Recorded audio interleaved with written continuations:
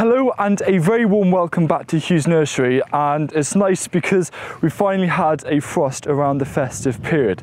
Now what if I told you that you only need one plant to grow food for free for the rest of your life? Now this may seem too good to be true, but I promise you it is completely true, and in this video I'm going to show you just how easy it is to get free food forever.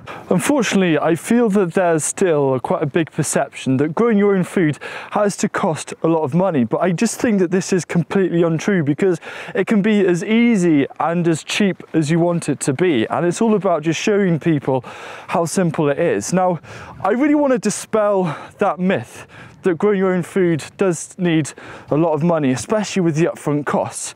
But I think the trick for wanting free food is to look at perennials. I know at this time of year this doesn't actually look that special, but what we have here is a row of about 10 soft fruit bushes.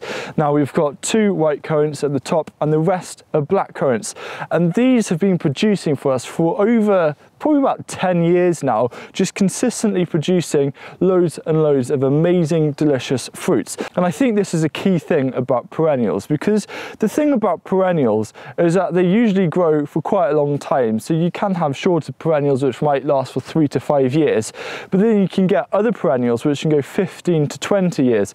And some of our soft fruit, like our black currants up in the main garden, are maybe 16, 17 years old and still growing really, really strong. And what I just want to say is, with perennials, they can be picked up for either free or you can pay a bit of money and start with one bush. And I just want to tell you that this whole row here we planted for absolutely free, and we actually propagated all of these plants here for free by taking cuttings from the plants that we started with. And for example, we maybe have 35 to 40 soft fruit plants, and I think we started with maybe 5 or 6 that we bought in, but all the rest we've just been propagating ourselves for free. And a single plant like this, if you prune it back every single year, within 10 years you could maybe get 150 to 200 plants from that single plant, and I think that's a really special thing about perennials. Later on in the video I will show you just how easy it is to propagate from hardwood cuttings. Now because we're in the orchard, I thought it was an important thing, and I've just got to duck under here because these kind of scare away the birds, but we don't need them anymore. You might be able to hear the sound. A really important thing about perennials is that it's a bit harder to grow them from seed. For example, if you grow an apple tree from seed, the first thing that's going to happen is that it's going to grow into a massive tree, and the second thing is going to happen is that it's most likely not going to grow into the exact same variety of apple which you grew. Now James Prigioni actually did this, and he planted a few seeds and he managed to make his own apple variety, and he called it the Prigioni apple. So that was really fantastic, and I'm going to link to that video in the description to check that out. But one of the things I'm going to be doing over the next few years is doing a project where it's all about creating a new variety of apple, so stay tuned for that. So this here is our Jerusalem artichoke patch. Another way of calling them is sunchokes in America, I believe. And we've had this patch probably for about 12 years, and we haven't had to get any more tubers since then, because all we do is we dig up the tubers that we need, and we'll always just leave a few in the ground and just give it a bit of a mulch every year. And we've had amazing consistent harvests for many years. Now there's a part of me which isn't actually feeling that confident that we're going to get a really good harvest, if any, because I don't know if you remember, but we had such a severe drought and we couldn't water these for maybe 3 or 4 months. So I'm not actually feeling that positive, but I thought I'd dig in, see what we have. But I just want to show you that perennial vegetables don't just need to be things like soft fruit or fruit trees. They can be other things like Jerusalem artichokes, and rhubarb is another one, but we'll get on to rhubarb very soon. So wish me luck, and hopefully we'll find something. I'm just going to dig this up and see. It isn't looking that promising, but I have seen a couple of tubers here. Now these aren't anything like last year's, but it is good to see that we're definitely at least getting something, which is really good. I am feeling a bit happier actually about the Jerusalem artichokes. I mean, these aren't a bad size at all, and you know, I can just plant these again and I'll get another crop next year, and hopefully we're actually going to get some rain over the summer next year. And all I think is because of the lack of moisture, the crops have suffered.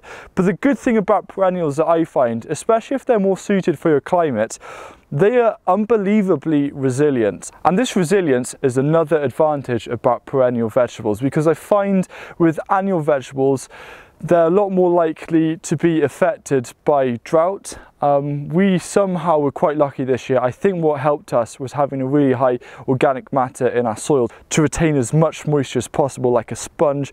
But our soft fruit still produced really, really well. And, you know, we're getting harvests which aren't great, but it's just showing that this is free food, and this has been going on for 12 years. And what you could even do is, if you want to really expand production, especially with things like tubers, is instead of eating any, you can just make a much bigger place to grow them and just plant loads of these, and you could look at doubling or tripling your harvest really easy in a single growing season. Just before I go into how you can get plants for free or how you can propagate them easily, this is almost one of our perennial beds. So at the front we've got our Jerusalem artichokes, and then these are red currants which I propagated very easily by cuttings, and then this is our rhubarb patch, and I've got to be really careful where I stand because I don't want to damage the crowns too much. And we've actually got some ambitious rhubarb appearing here. But the thing about these is that these are all really low maintenance. We've just either got to do a bit of pruning or just replant something, or a bit of mulching, like we'll just add some manure or compost every year around the rhubarb just to give them some extra nutrients, and it's as easy as that. And for example, this rhubarb here is easily over 10 years old, and if we want to create new plants, we simply divide the crowns and plant them around the space, and it's as simple as that. And this is why it is so easy to have free food for the rest of your life from a single plant. For just a few minutes of maintenance every single year, that's all you need to do to keep your perennial fruits and veg in check. Now, of course, if you want to get free food from one plant for the rest of your life, that is where propagation comes in, and that's a really key thing, because I doubt a blackcurrant plant is going to live beyond 30. I'm sure there are cases. So let's just say you have a blackcurrant bush, and let's just imagine that it has a lifespan of 15 to 20 years. Then what you can do, if you like to prune your blackcurrant bushes every single year, is to take a few cuttings which are around 20 to 30 centimeters long, and then you just stick these 2/3 deep into the ground. And you can do this either into a pot or into a raised bed, or just directly into the ground somewhere.